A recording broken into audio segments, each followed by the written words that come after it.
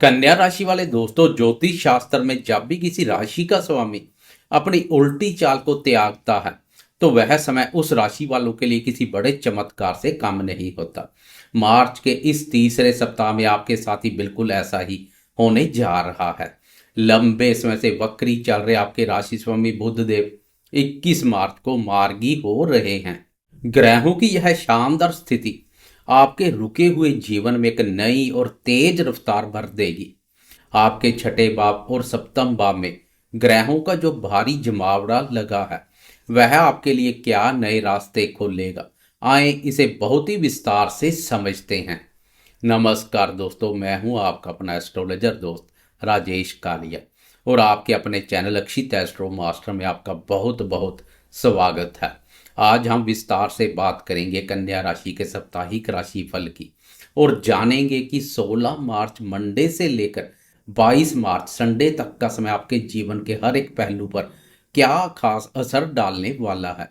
दोस्तों, राशिफल की शुरुआत में सबसे पहले बहुत ही संक्षेप में इस सप्ताह की ग्रह गोचरी स्थिति पर एक नजर डाल लेते हैं। इस सप्ताह चंद्रमा के अलावा अन्य किसी ग्रह का कोई बड़ा राशि परिवर्तन नहीं है। सभी ग्रहों की गोचर में यथास्थिति बनी रहेगी। इस सप्ताह में प्रवेश करते समय सूर्य और शनि का युति योग बन चुका होगा जो कि आपके सप्तम भाव पर संचार करेंगे। हालांकि मंगल और शनि इस समय अस्त अवस्था में भी रहेंगे। पिछले कुछ समय से वक्री चल रहे बुधदेव 21 मार्च को मार्गी हो जाएंगे। अब कन्या राशि पर ग्रहों की स्थिति को देखें तो गुरुदेव बृहस्पति आपके दसम भाव यानी कर्म स्थान पर संचार कर रहे हैं। वहीं केतु महाराज ने सिंह राशि यानी आपके 12वें भाव पर डेरा डाला हुआ है।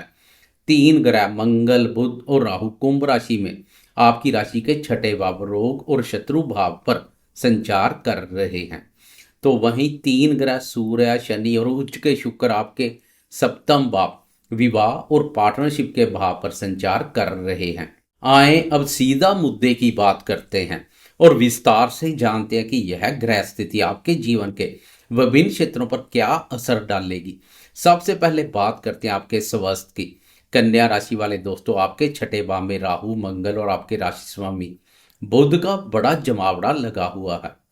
छठा भाव रोग और कर्जों का भाव होता है। इस भाव में इतने सारे ग्रहों का होना स्वास्थ्य के प्रति थोड़ी सावधानी की मांग कर रहा है। राहु और मंगल की युति के कारणवश आपको त्वचा से जुड़ी कोई परेशानी, नसों में खिंचाव या फिर पेट से जुड़ी कोई समस्या इस सप्ताह परेशान कर सकती है। आपके राशि स्वामी बुध वक्री अवस्था में संचार कर रहे हैं जिसके कारण पिछले कुछ दिनों से आपको मानसिक थकान और चिड़चिड़ापन महसूस हो रहा होगा। लेकिन 21 मार्च को बुध के मार्गी होते ही आपकी सेहत में जादुई रूप से सुधार आना शुरू हो जाएगा। अपने खान पान को पूरी तरह से संतुलित रखें और सुबह की सैर को अपनी दिनचर्या में जरूर शामिल करें। अब बात करते हैं शिक्षा और विद्यार्थियों की। आपके पंचम भाव के स्वामी शनिदेव सप्तम भाव में सूर्य के साथ पीड़ित अवस्था में है, अस्त अवस्था में संचार कर रहे हैं। विद्यार्थियों के लिए यह सप्ताह काफी मेहनत और एकाग्रता की मांग कर रहा है। छठे भाव में बैठे राहु आपको शॉर्टकट लेने के लिए प्रेरित कर सकते हैं, लेकिन आपको भ्रमित होने से बचना होगा। जो विद्यार्थी किसी सरकारी नौकरी या कॉम्पिटिटिव एग्जाम की तैयारी कर रहे हैं उनके लिए छठे भाव पर बना अंगारक योग मंगल का संचार एक बहुत बड़ा वरदान साबित होगा। प्रतियोगी परीक्षाओं में आपके शत्रु और विरोधी पूरी तरह से आपके सामने घुटने टेक देंगे।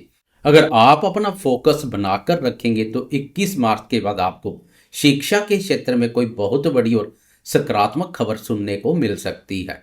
प्रेम संबंध और दाम्पत्य जीवन की बात करें तो कन्या राशि वालों के लिए यह सप्ताह काफी ध्यान देने वाला रहने वाला है। आपके सप्तम भाव यानी विवाह के भाव में सूर्य शनि और अपनी उच्च अवस्था में बैठे शुक्र देव विराजमान है।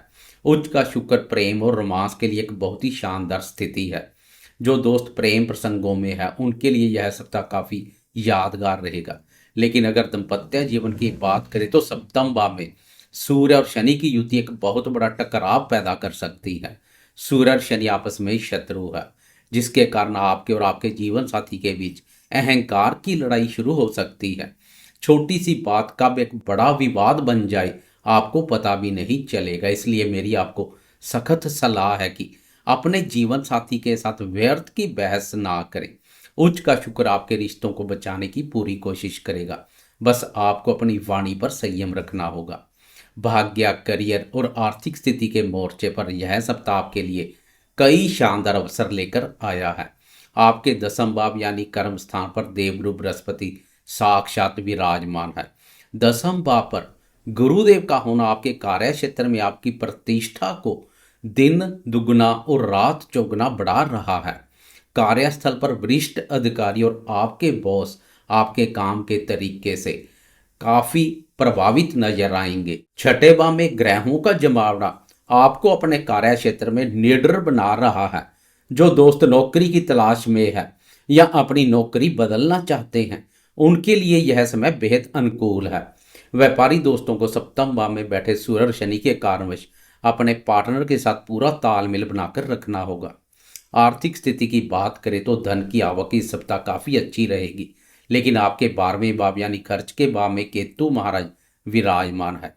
केतु आपके खर्चों में अचानक से कोई बड़ी वृद्धि करवा सकते हैं। किसी धार्मिक कार्य पर या फिर हॉस्पिटल के चक्रों में आपका पैसा खर्च हो सकता है, इसलिए अपने बजट को पहले से ही प्लान करके चलना आपके लिए बहुत जरूरी होगा।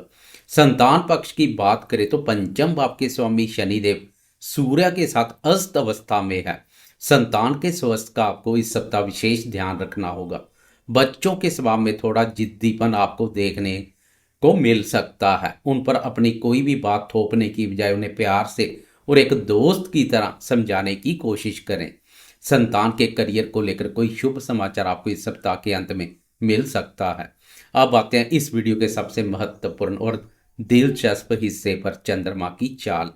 चंद्रमा एक राशि पर 2.25 दिन संचार करता है और प्रतिदिन का राशिफल हो या वीकली राशिफल, चंद्रमा की चाल का बहुत विशेष महत्व है।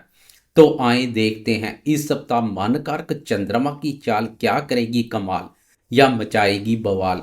चंद्रमा तेज गति से चलने वाला ग्रह है जो सीधे तौर पर हमारे मूड, हमारे मन और हमारे हर दिन के फैसलों को प्रभावित करता है।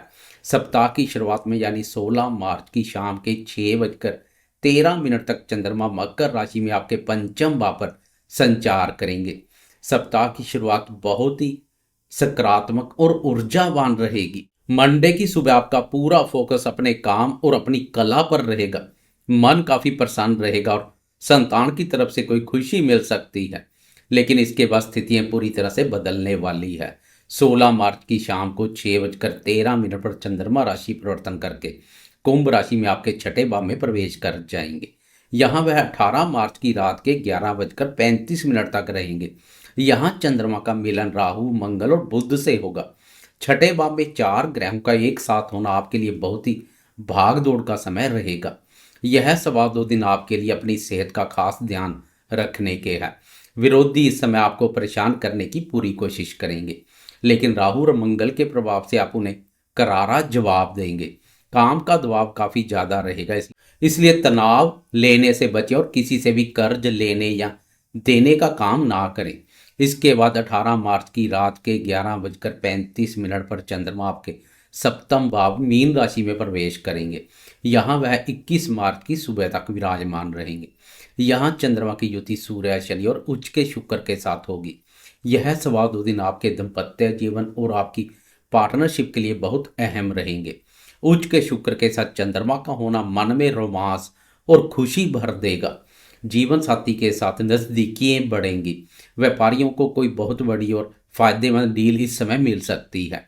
समाज में मान सम्मान बढ़ेगा और पब्लिक डीलिंग से जुड़े दोस्तों को बहुत शानदार मुनाफा प्राप्त होगा। व्यापार में तेजी आएगी। बस अपने पार्टनर के साथ अहंकार को बीच में बिल्कुल भी ना आने दें।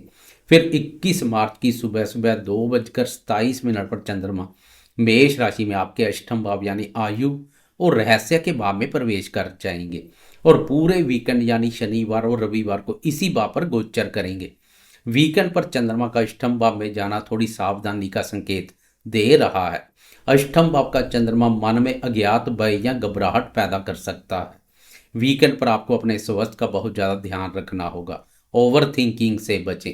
वाहन चलाते समय गति पर नियंत्रण रखें और किसी भी तरह के जोखिम भरे काम से दूर रहें। इस समय कोई भी बड़ा फैसला लेने से बचें, अध्यात्म की तरफ आपका झुकाव बढ़ेगा।